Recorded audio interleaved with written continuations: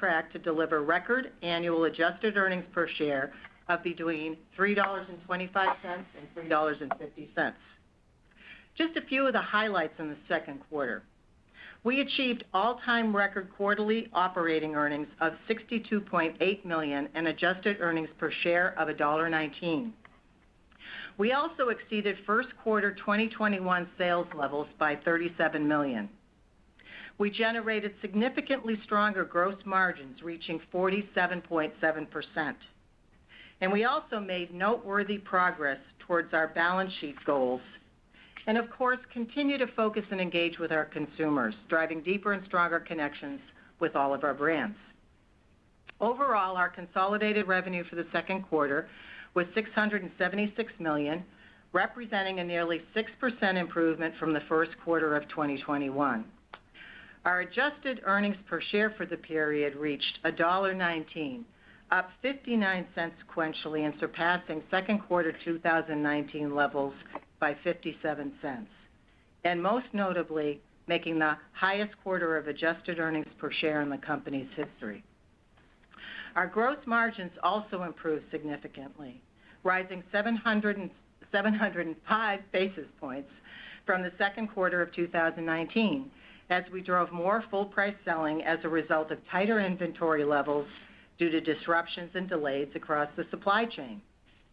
In addition, outstanding trends in our Famous Footwear business resulted in another quarter of strong cash generation for the enterprise. We once again utilized our free cash to strengthen our balance sheet, reducing our overall debt levels by another $100 million, bringing our total borrowings under our credit facility to $100 million. It's worth noting that we have proactively reduced our total leverage by $340 million in just 5 quarters. Furthermore, we have recently taken steps to fortify our financial position still further, calling a portion of our long-term debt and renegotiating the terms of our credit facility. Ken's going to provide more details around these strategic financial actions in just a couple of minutes.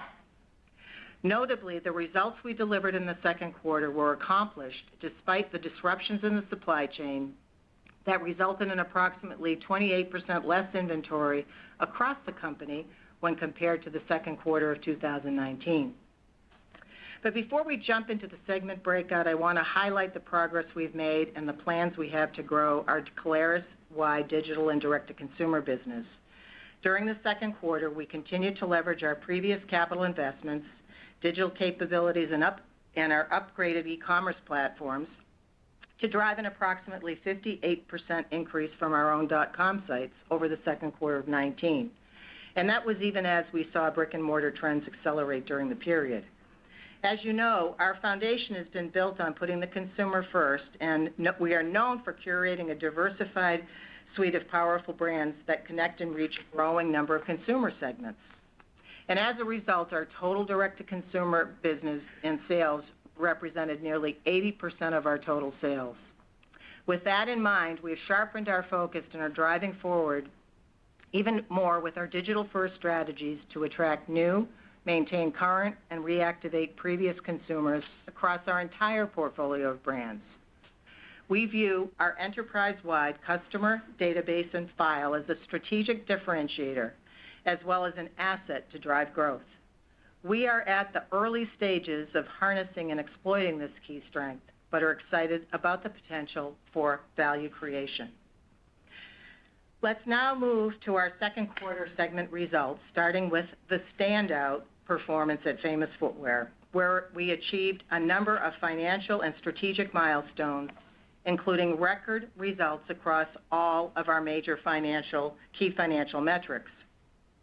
We continued to execute at a very high level during the quarter, capitalizing on our competitive advantages, building further on the momentum that began to accelerate in the first quarter of the year, and ultimately closing the period with another record-setting performance.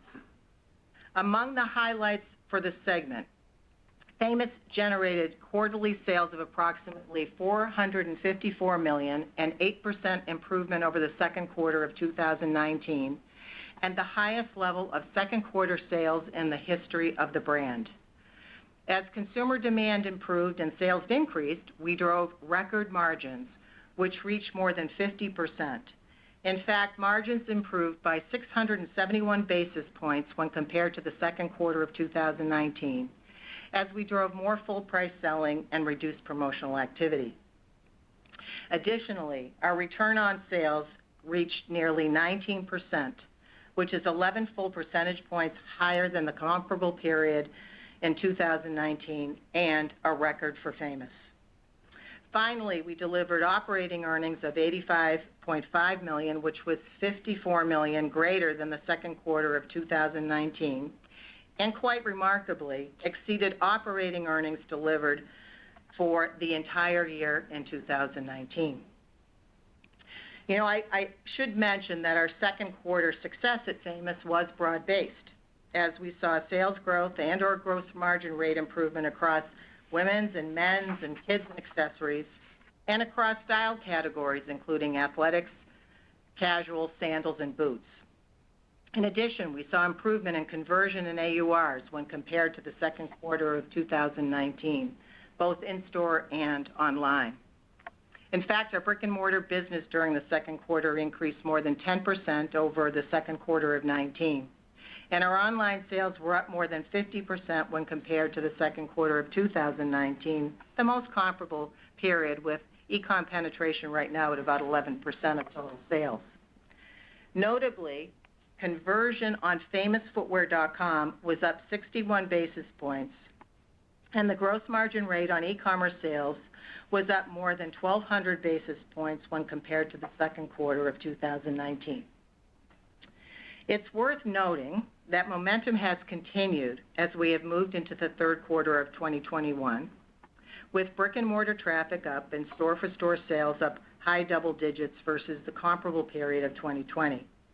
In addition, our third quarter 2021 basis point improvement for gross margin is tracking to be consistent with the year-over-year basis point improvement that occurred in the second quarter of 21. From a product perspective, of course, trends in our iconic brands are continuing to work in the third quarter. And more specifically, seasonal products look good, with boots up double digits and kids off to a particularly good start. Let's turn now to our marketing efforts for a minute. We're constantly trying to strive to optimize our marketing mix, expand personalization across the communication channels, and obviously always try to build that strong emotional connection. To that end, we have continued to support all of the touch points in which our consumer encounters Famous, including national TV, paid search, our online platform, social media, and beyond. In addition, we're highly focused on our consumer database and leveraging our leading assortment of brands, our great locations that are so convenient, our enhanced online platform, and of course all of our increasingly popular shopping options to grow our Famously You Rewards members. In fact, when we look at our rewards members, we did experience a 16% increase in new rewards members when compared to the second quarter of 2019, bringing the total contactable consumers in our consumer file to nearly 42 million customers. Looking at each channel, we were highly successful through our .com site at reactivating previous rewards members, which were up 28% over 2019, and retaining rewards members online as well. Meanwhile, the personal interaction of our Famous store associates also led to an increase of new members that signed up for the program. So in short, Famous is strong, agile, and exceptionally well positioned to take advantage of this dynamic market environment. While disruptions in the supply chain are creating challenges related to our inventory position in the near term, we're working with our partners to ensure that we have the right product in the right place for our consumers. And I really have to make another special call out to the Famous team for just an outstanding second quarter. And in particular, there's so many, but I'm going to mention the planning and allocation team of Nicole and Julie and all of those guys that have done a great job of taking this inventory and getting it to the right stores at the right time. So thanks, everybody. Thanks, Famous, for all your great work. Now let's turn to the brand portfolio. The second quarter marked another solid period of progress in the brand portfolio, which achieved a step up in gross margin while sales levels were still recovering. In fact, the brand portfolio reported earnings from operations in excess of the comparable period of 19, marking a significant milestone in recovering ahead of our expectations. Specifically, operating earnings improved 306 basis points over the second quarter of 2019 to reach approximately $16.6 million. This period represented another good example of why a diverse portfolio of brands that reaches a number of different consumer segments and wearing occasions is an advantage. Leading the way in this solid quarterly performance was Sam Edelman, Vionic, Allen Edmonds, and from Blowfish Malibu, one of our emerging brands. While responding quickly to consumer preferences is a hallmark of our entire portfolio, these brands are really setting the pace at the moment and continue to exhibit good momentum. Specifically, both Vionic and Sam Edelman turned in strong sales levels during the period, acquiring new customers in their process. This revenue improvement was driven primarily by their own .com sites, which were up 163% and 75% respectively when compared to the same period in 2019. Furthermore, both brands experienced significant gross margin improvement, with Sam Edelman's margins increasing more than 1,300 basis points over the second quarter of 19, and at the same time, Vionic's gross margins increased more than 1,400 basis points. I would be remiss if I didn't flag in particular the performance of Allen Edmonds here. AE was among our hardest hit brands during the worst of the pandemic, but continues to execute a highly effective shift towards a more balanced assortment, reflecting the way that the consumer is changing. And as we've previously mentioned, we started to see signs of this improvement in April, a trend that accelerated as we progressed through the period. Notably, the brand's e-commerce sales were in line with the second quarter of 2019 levels. AURs increased as we raised prices and pulled back on promotions, and increased traffic in major metropolitan markets have led to improved brick and mortar sales. In addition, even as our newer sport and casual styles, which made up nearly 40% of our sales in the quarter, continue to resonate with our consumers, strong demand for our core heritage styles actually accelerated. On an exciting note, Allen Edmonds is the official dress shoe of the U.S. Ryder Cup team for this year's event, which is being held in Sheboygan, Wisconsin, 45 minutes from our Port Washington factory where our shoes are made. The iconic Park Avenue style will be worn by the team during the event's opening ceremonies, and the shoes will be customized with the official Ryder Cup logo embossed on the insole. If our customers want a piece of history, they can buy this limited edition style as well. And finally, Blowfish acted as another strong contributor during the period. In fact, the brand's sales and earnings were up from 2019 levels because of its easy and fresh styling, and those things continue to resonate with consumers, and particularly with our famous customer.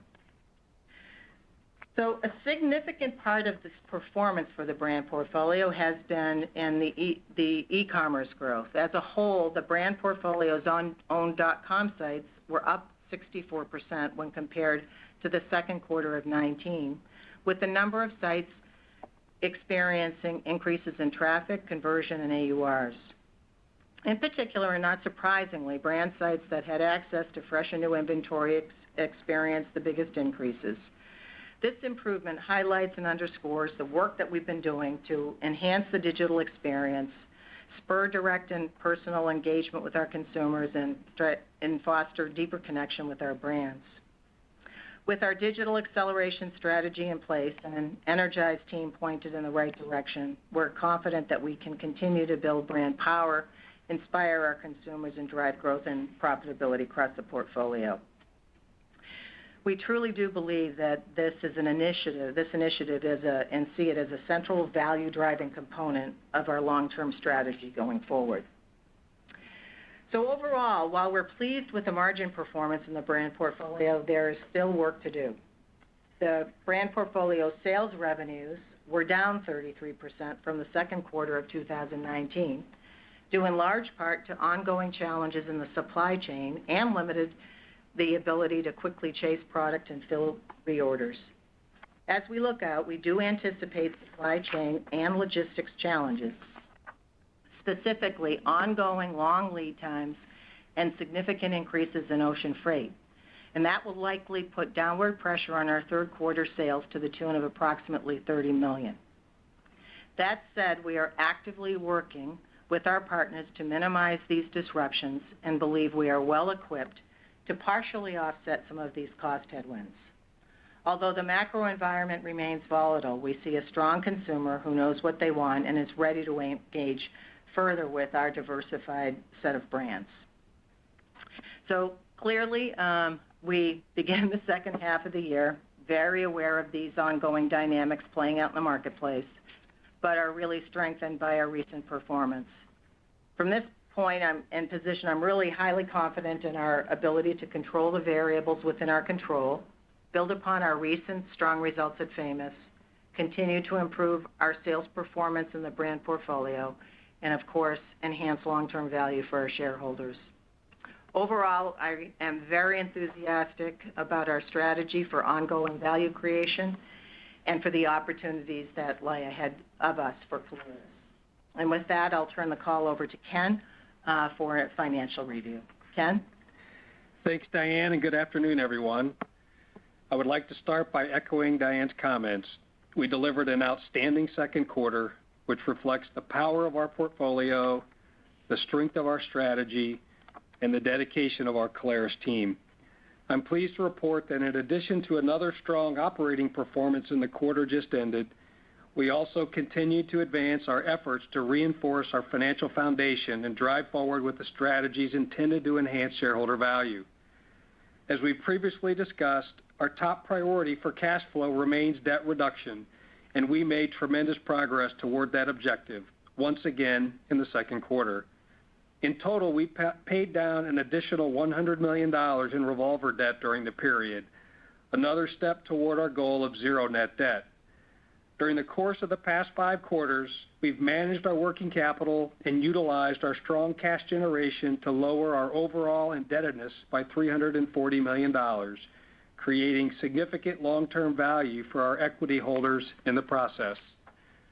In addition to our revolver debt reduction, we elected to call $100 million, or half of our outstanding senior secured notes, on August 16th. We've shifted this long-term debt to our revolving credit facility. You will see this reflected on our balance sheet at quarter end as the current portion of long-term debt, with only $100 million of long-term debt remaining.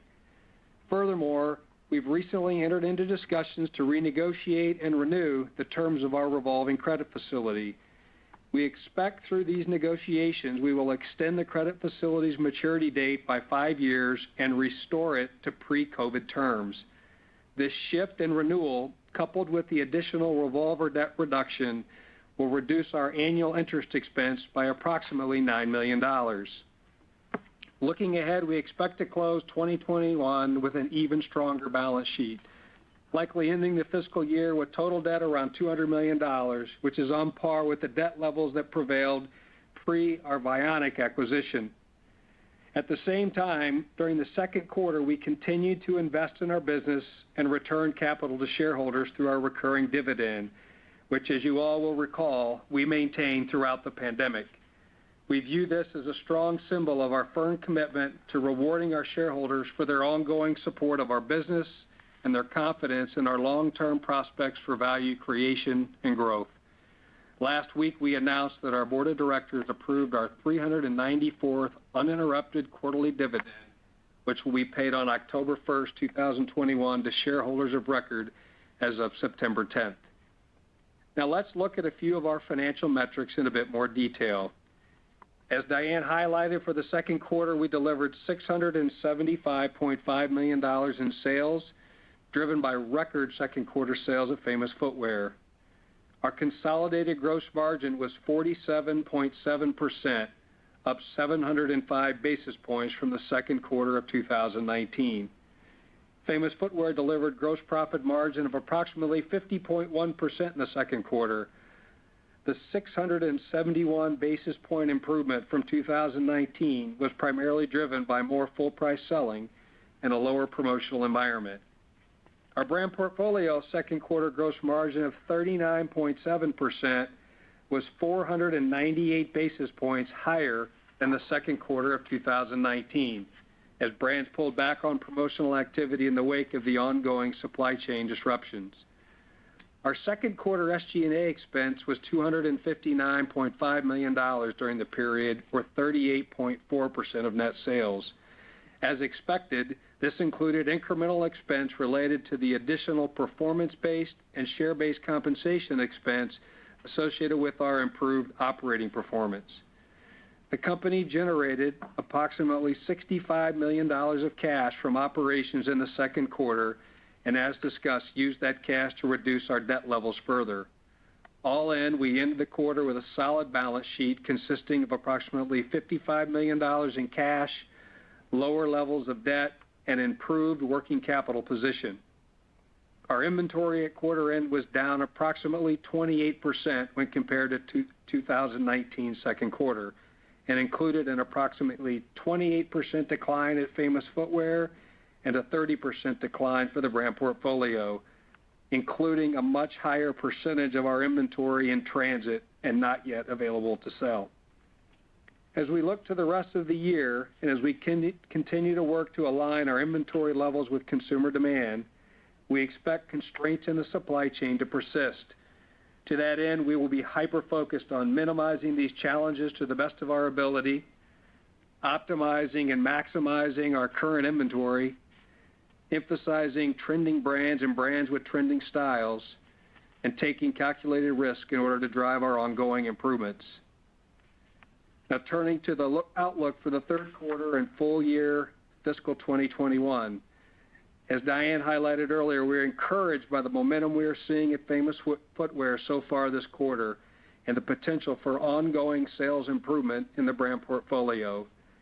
And although uncertainties remain, we're taking aggressive actions to protect that momentum and mitigate macro challenges, and are confident in our ability to control the variables within our control. With that said, for the third quarter of 2021, we expect to deliver adjusted earnings per share of between $1.10 and $1.25 per share. For the full year, we expect to deliver record adjusted earnings per share of approximately $3.25 to $3.50 per share. Our Famous Footwear sales in the back half of 2021 are expected to be at or slightly above 2019 levels, and our brand portfolio sales are expected to improve to be down approximately 20% to the same period. In closing, the progress we've made during 2021 is significant. In the near term, we believe our skilled and dedicated team can leverage this strong foundation and our powerful portfolio, as well as quickly adjust to and capitalize on this rapidly evolving marketplace. At the same time, we will prioritize our cash flow and liquidity, place a high degree of focus on our long-term strategic objectives, invest for future growth, and create long-term and sustainable value for our shareholders. With that, I'd like to turn the call over to the operator for questions. Operator? Thank you. Ladies and gentlemen, as a reminder to ask a question, you will need to press star then one on your telephone. To withdraw your question, press the pound key. Again, that's star one to ask the question. Please stand by while we compile the Q&A roster. Our first question comes from the line of Steve Marotta with CLK Associates. Your line is open. Diane and Ken, good evening, and wowee, very, very well done in the second quarter and guidance. Highest congratulations. Thank you, Steve. Thank you, Steve. So a couple of quick questions. As it relates, Diane, to back to school, can you talk a little bit about how, a few puts and takes aside, how normal is this season on a weekly basis? Is it still skewed significantly because of the pandemic, or is it tracking somewhat more normal in its beginning, peak, and tail? Yeah, Steve, I would say it's fairly normal, and we've looked at it, compared to 2019 and 20, and looked at even the 5-year average. It's peaking a little bit later, maybe by a week, but not much. And we are seeing a little more of a peak this year, I should say, than we saw last year. Last year was a little bit more of a flat line. This year we saw a peak in really week 28, something like that. So yes, I would say it's returned to, somewhat more normal and a little bit later. Gotcha. And Ken, how much has been air freighted in the first half, incremental to what you would normally air freight, if any, and what is embedded in the guidance for the second half? Yeah, there's been very little air freight in the first half. As we mentioned, there's been delays. Most of the delays have really been in terms of the time early in transit. And, we mentioned with the brand portfolio inventory at the end of the second quarter, while it's down 30%, we had over $100 million of that inventory that was sitting in transit. So it was on the water, on its way, and therefore, as I tried to characterize, was not available to sell. And so, to this point, we've not had a lot of air freight. We have a little bit baked in the back half where we need to make sure we have goods available for our digital business, and we're working with our suppliers to keep inventory flowing. But it's lead times have continued to be extended for sure. Yeah, and I was just going to ask that. What is the current delay, to the best you can quantify it generally? Well, so there's two pieces. I'll let Jay, if he wants to give you some specifics, kind of jump in here. But there's two pieces. There's the delays on the water, right? And that had went from 14 days to 21 days to as high as an incremental 30 days. And then there's the delays where there's factories that have shut down for periods of time with COVID and had delayed receipts and or at capacity. So that's on a case by case basis. So I don't know, Jay, if there's anything in addition to that. No, I think it's by case by case. Yeah. Excellent. And one last question, just trying to think a little bit. Well, actually, twofold as it pertains to your ordering in the spring and summer deliveries next year. Are you trying to pull forward goods and maybe anticipate deliveries, say 30 or 60 or 90 days earlier? And if so, maybe you can quantify that in order to beat the rush, if you will. Yeah, it's a very good question, Steve. What I would say is that we really started several months ago to begin to add lead times to everything that we've been working on, both really on the brand portfolio side and again on the Famous side, making sure that they were really clear about their buys. And then secondly, particularly on the brand portfolio side, Jay's done a great job of working with the teams to try to be narrowing our assortments and trying to go deeper on, big items, because those assortments and those breadths are really not, we're not going to be able to, to build the business on that kind of breadth. We've got to get much narrower and deeper. So we've been doing a lot of work around that. And then really, again, continuing to diversify our supplier base, not shifting too quickly in one direction, but making sure that we're shifting our supplier base and everything from, who's producing our shoes as well as container resources, and then continuing to make sure we do a great job, too, on all the consumer insights that help us make, good decisions around that as well. So anyway, so there's a lot there, but you're right. It really is. When I look at where some of the focused challenges may come, it really may come in Q1 with Vietnam and a lot of the issues that people are experiencing out of there. But that's what we're doing to mitigate that as much as we can. Sure. And then just the one last follow-up. As it pertains to spring and summer deliveries, can you give us a little bit of look into what the order book is like right now, say, compared to 2019 at this time? Steve, it would be hard for us to judge at this particular time. We really don't look at the order book that same way because, growing part of our business is coming on reorders and replenishment and, drop ship and a lot of e-commerce piece. But we'll take a little look to see if there's an indicator there that we could get you that would, give you a sense of all of that.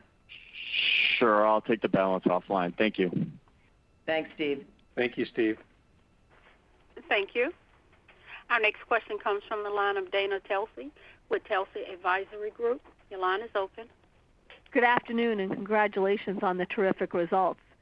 As you saw the environment through the second quarter, any specific categories that you would call out differing one from another?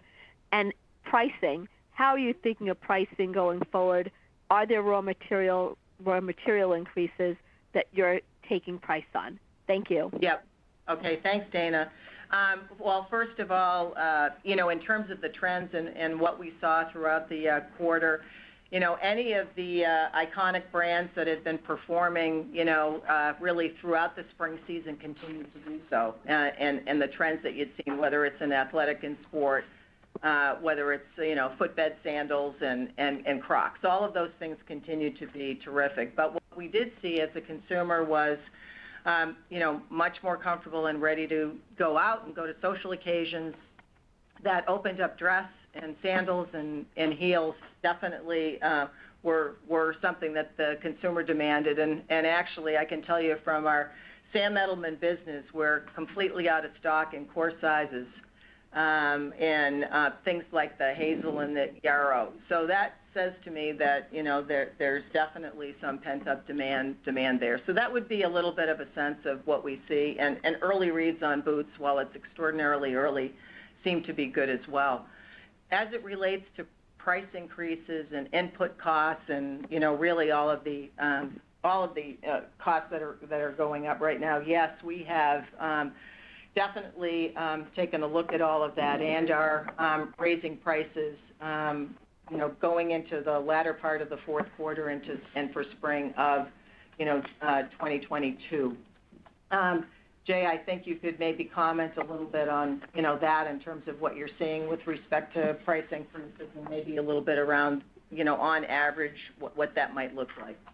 Yeah, I think our, first of all, our AURs for even the brand side were up about 8% in the second quarter, which was good. And we're going to see that, I think, build as we get into fall, really going into the 10% mode.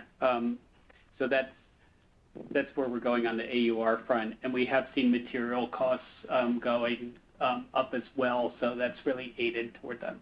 Yeah. Okay. So I think that, Ken, anything else on that question? Okay. Nope, I think we're good. Okay. Thank you. Congratulations. Thanks, Dana. Thank you. I'm sure no further questions in the queue. I would now like to turn the call back over to Ms. Diane Sullivan for closing remarks. All right, thank you. We do have one that came up. I'm sorry. Would you like to take it? Okay, great. Fantastic. It's from Susan Anderson with B. Riley. Your line is open. Hi, good evening. Nice job on the quarter. I guess just to follow up on the back-to-school question, I'm kind of curious, it sounds like it's a little bit more normal, but are you still expecting it to be a little bit more drawn out versus, say, 2019 and continuing into October? And then I'm curious just how you're thinking about holiday, too. It may be a little bit early, but as we look into holiday, last year, it started very early. Are you expecting that also to be more drawn out as we saw last year? Yep. Great question, Susan. So back to on the back to school. No, I'm looking at the data here right now, and I would say it's elevated for sure over the 2019 levels, the overall volume, but it's in a fairly similar pattern. We'll see how the next couple of weeks play out, but I would say pretty consistent with what we had expected and what we've experienced in the past. A little bit later, but not much to show yet. And then as we look to holiday, I think it's a great question. We do think same thing, that the consumer is going to be excited and thrilled again to be celebrating holidays. We hope in a more normal way, so that the opportunity that we have during that time period should be terrific. And again, with the consistent flow of inventory and making sure we're trying to supply new items all the time, we're really hoping that we engage her and everyone in terms of looking at our our assortments and as fresh and new on a much more consistent basis. So I think we're feeling overall quite good, as indicated in kind of our guidance for Famous being somewhat flat to slightly up to 19. So Great. And then I'm just curious, I like the Ryder Cup partnership for Allen Edmonds. Sounds interesting. I'm curious if there's been any reads on the new casual product you have out for the brand, or the new updated merchandising and marketing. Yes, I'll let Jay answer that one. Well, we're about 2 days into it, so I think it's very short. But so far, we've seen it's our most trafficked part of our website at all, and it's gotten the biggest hits of anything we've seen so far. So we'll the Ryder Cup shoes. The Ryder Cup shoes, yeah. And as a specific call out, so we're very excited about that, and we'll have more to communicate on that very soon. And then the casual side is up to 40%, right? Casual and sport. Yes. And the casual, the sneaker piece is up. If I look back to 19, it's almost triple where we were, so as a penetration to total. So it all feels like we're going in the really right direction there, and really doing a lot of great things with the brand to change our outcome. Great, that sounds good. Well, good luck in the back half. Thank you, Susan. Thank you. Thank you. I'll turn the call back over to you, Diane, for closing remarks. Okay, thanks so much. Thanks again for joining us on today's call and for your interest and your ongoing support. In summary, I think you can tell for all of our comments, we really believe we're well positioned to capitalize on improving consumer sentiments and all these great new purchasing habits to finish the year in a record-breaking manner. We also believe we're poised to maintain this momentum into 22 and beyond, given the powerful 1-2 punch that we have of our expansive direct-to-consumer network, anchored by Famous Footwear, and our exceptional portfolio of value-driving brands. In our view, our multifaceted platform for engaging consumers is a significant and differentiating strength, one that greatly enhances our overall value proposition. Thank you again, and look forward to seeing you on the next call. Ladies and gentlemen, this concludes today's conference call. Thank you for your participation. You may now disconnect.